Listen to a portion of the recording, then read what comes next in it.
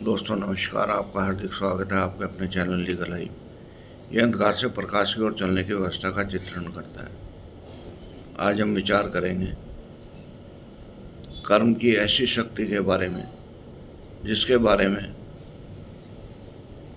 हर कोई जानना चाहता है, लेकिन उसको प्रैक्टिकल रूप में धारण करना थोड़ा असंभव नजर आता है।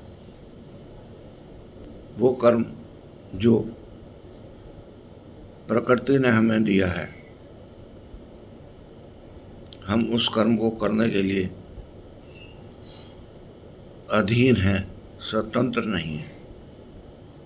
क्योंकि जब कर्म करने के लिए स्वतंत्र हो जाएंगे तब हम प्रकृति से बाहर हो जाएंगे, लेकिन क्योंकि हम प्रकृति से बाहर नहीं हो सकते, इसलिए हमें प्रकृति के अधीन ही कार्य करना पड़ेगा। लेकिन एक सुविधा हमें प्रकृति ने दी है कि हम प्रेयर कर उसमें मॉडिफिकेशन करा सकते हैं। एक बच्चा एक क्लास में पढ़ता है, वो फेल हो जाता है। दूसरा बच्चा उसी क्लास में पढ़ता है और टॉप करता है। टीचर वही है, किताबें वही हैं, स्कूल वही है, लेकिन दोनों की मनोभावना में अंतर है। प्रकृति ने रोल भी दोनों को पढ़ने का ही दिया है, लेकिन उनकी फ्रीक्वेंसी दोनों की अलग अलग है। जो मानसिक फ्रीक्वेंसी है उसको बदलने के लिए प्रकृति ने मनुष्य को एक अलग व्यवस्था दी है। वो अलग व्यवस्था क्या है कि जाप करें, ध्यान करें और कर्म करें। अब कर्म की क्या आवश्यकता रहेगी? जब जाप और ध्यान आ गया, वो उसकी फ्रीक्वेंसी को अपग्रेड करते हैं। और कर्म तो करना ही पड़ेगा।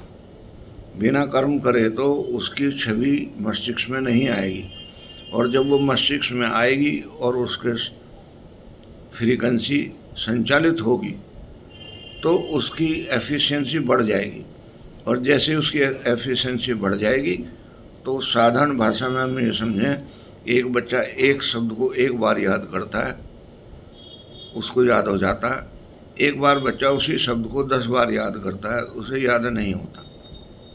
ये जो विभिन्नता है, ये मस्तिष्क की एफिशिएंसी की कमी है, और मस्तिष्क की एफिशिएंसी मार्केट में नहीं मिलती।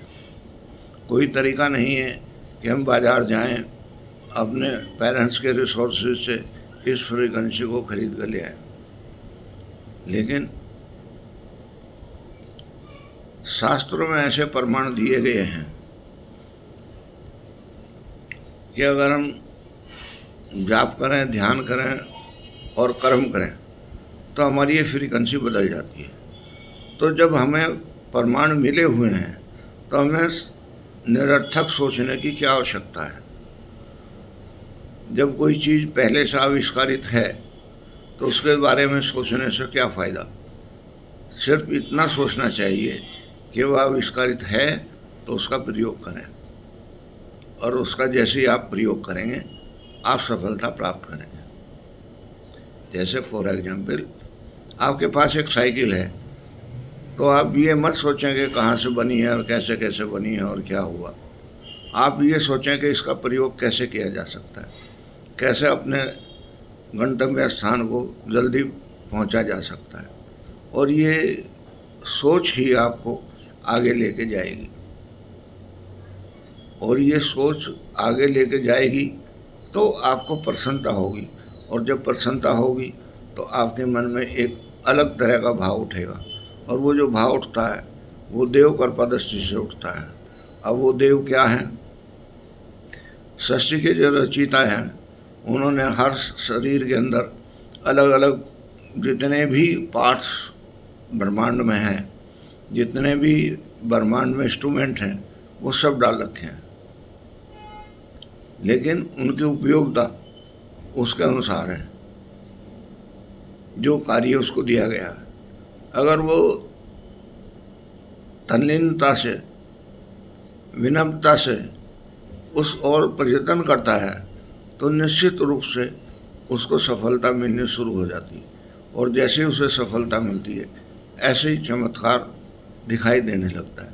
चमत्कार कुछ भी नहीं है, किसी कार्य की एफिशिएंसी को बढ़ाना, नियंत्रित करना चमत्कार कहलाता है।